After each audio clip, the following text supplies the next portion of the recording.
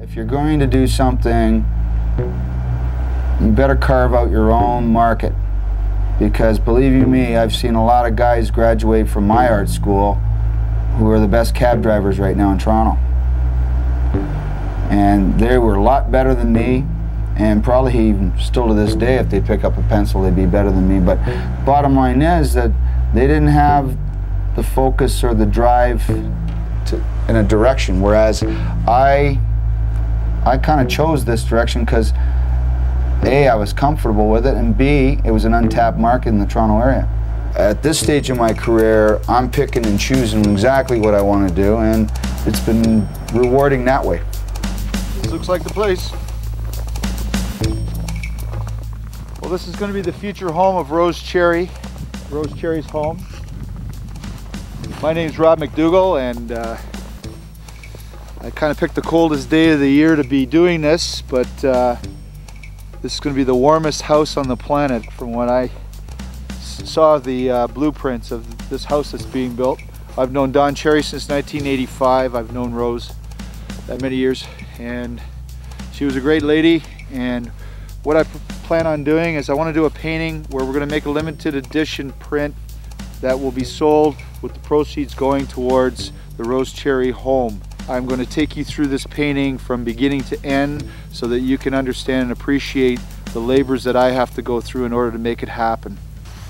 Okay, so now we're going into my studio. This is how about 10 feet by 10 feet, and as you can see, it is pretty compact. There's tons of stuff I stick to the walls. If I had a room that was 20 by 20, it'd be in a bigger mess, so if I keep it 10 by 10, it's nice and compact. This is basically my inspiration. It was titled American Gothic. We should have a Canadian Gothic. So I'm proposing that I'm going to be putting Rob MacLean here, and obviously Don. But in the background, I'm going to use like a barn-shaped arena. What I try to key in on is light and shadow, making sure that all the details done with the pencil. And then when I go into the painting, I make it transparent so that the pencil always comes through, so that you can determine the light and shadow where the shadowed areas are. It's just a process that I've done, and I call it trial and error. I've learned techniques from people. Like, I'm no genius, man. I've basically apprenticed by just looking at what other people do. One thing about the art world too is that no one's original. I mean, I'd like to think I'm original, but you're not. You know, I made it a policy in my life to always sit beside the best kid in class. My whole life. Even when I was in grade 3, I always sat beside the best kid. They always had the best answers. So I figured I'm going to apply this to my art career. So when I went to art school, I always sat beside the best artist in the class, and I used to sit and watch how they drew. That's how I developed. So I'm a cheater, big time. Now I'm doing the line work on the barn. And I'm just eyeballing this. I'm not using any math.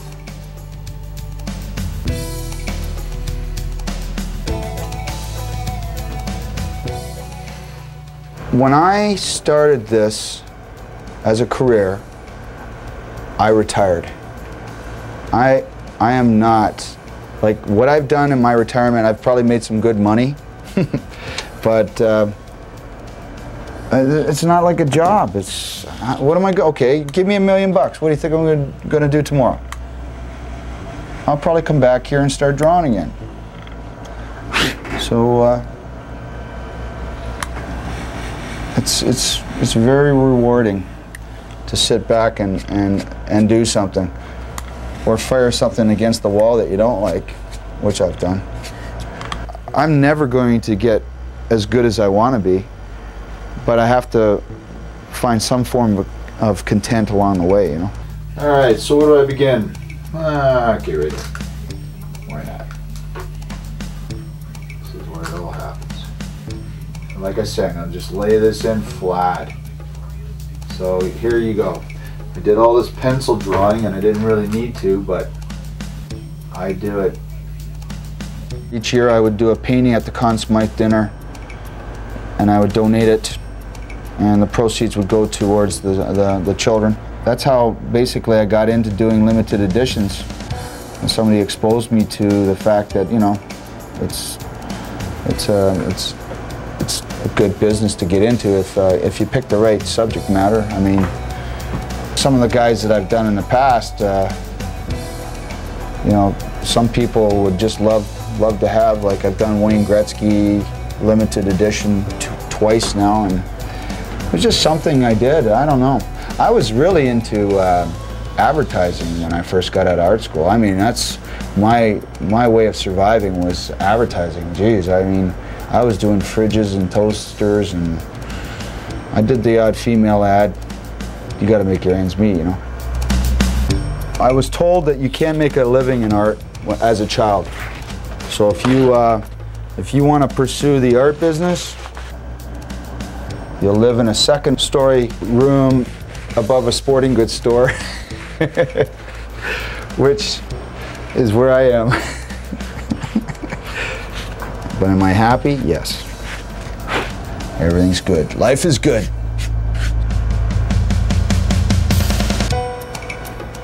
This particular project goes back to my relationship with Don Cherry back to 1985 when I first met him.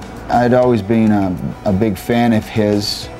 You know, some people don't really care for his way he does things, but back then I really believed that he was the beacon for all us rednecks out there. Us rednecks who couldn't get our word on television or on the radio. So I approached him. I understood that he was going to be doing a book, and I wanted to possibly do the cover of his book because I was really into cartooning back then. And so I sent him some pictures, and he phoned me up out of the blue, and I was so blown away that I had this guy on the answering machine saying, "Hello, Rob, boy, this is Don Cherry.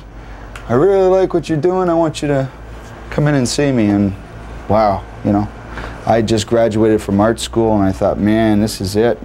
I'm meeting some highfalutin guy. Yeehaw.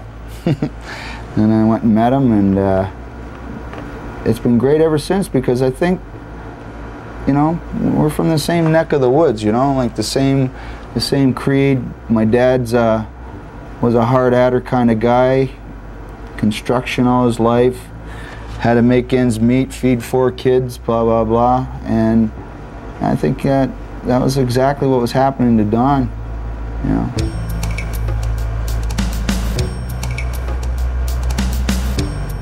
My process is my process. If I've made your nose that way, it's because I've interpreted it that way, not how you've interpreted it.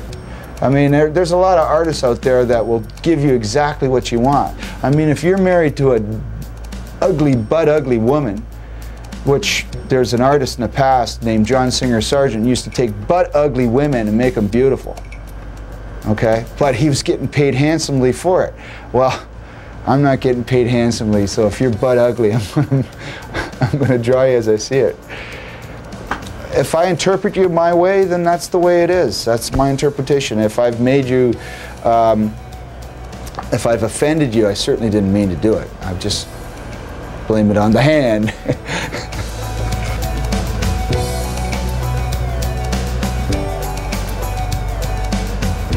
You know, there's so many people out there that never use the talent that was given to them. They just kind of, I'll do that when I retire. And some of them just never get a chance to actually finish what they've been given. So I'll never go to my grave and say I didn't give the best shot for what I'm doing. You know? And I've still got a long way to go. I still need to learn a lot. There's so much to learn. Now we're coming to the part which makes people think I'm nuts, but what I'm going to do here is I've got a plate with 3 colors of oil paint. This is actual oil paint. I'm going to paint that right on top of this, but I'm going to do it in a wash.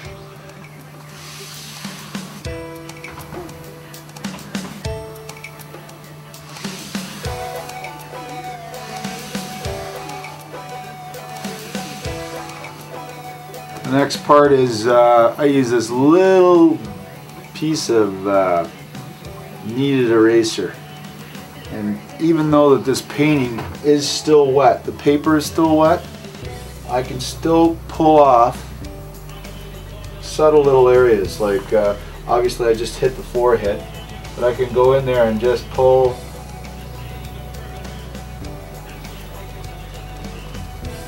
a good example of trying to pull it off is it's still a little wet around the nose here, but I'll just show you. See what happens? I can make this thing jump right off.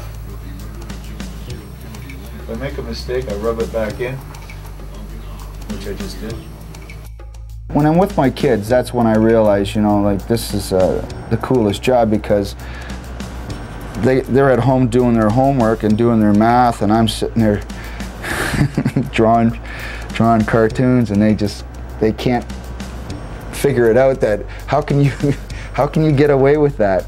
And I said, well, there's a lot of history and math behind this drawing, kid. I'll tell you that right now. I had to pay my dues.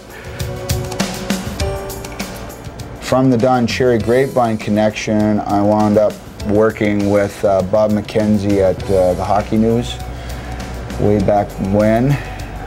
Same time, I guess. And actually around that same time, I was approached by the Toronto Sun. I actually filled in for Indy Donato doing political cartoons, which I'm not a big fan of.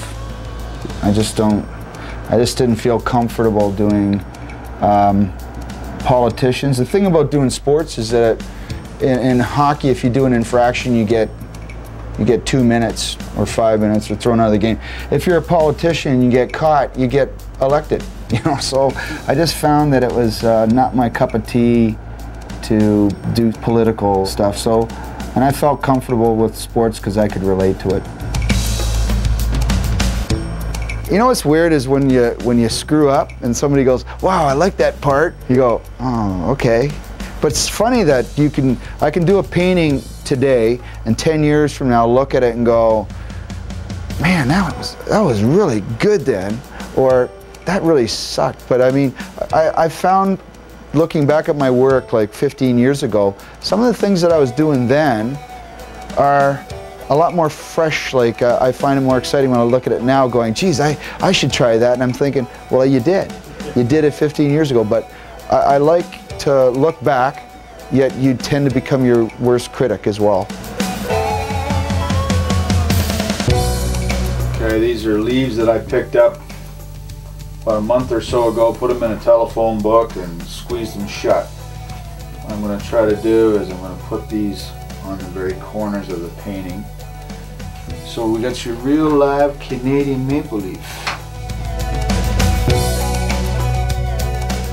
I had a friend of mine say to me the other day that what's inspiring you to do this? And for some reason he used the line, "Well, we're not going to get out of this alive, are we? We may as well do something good." I just think this is the kind of cause that I want to be involved with, and if we can make this happen and we make the sales that I'm hoping, it's going to make the construction of the house that much sooner, I guess. I just want to contribute. I just want to be part of it.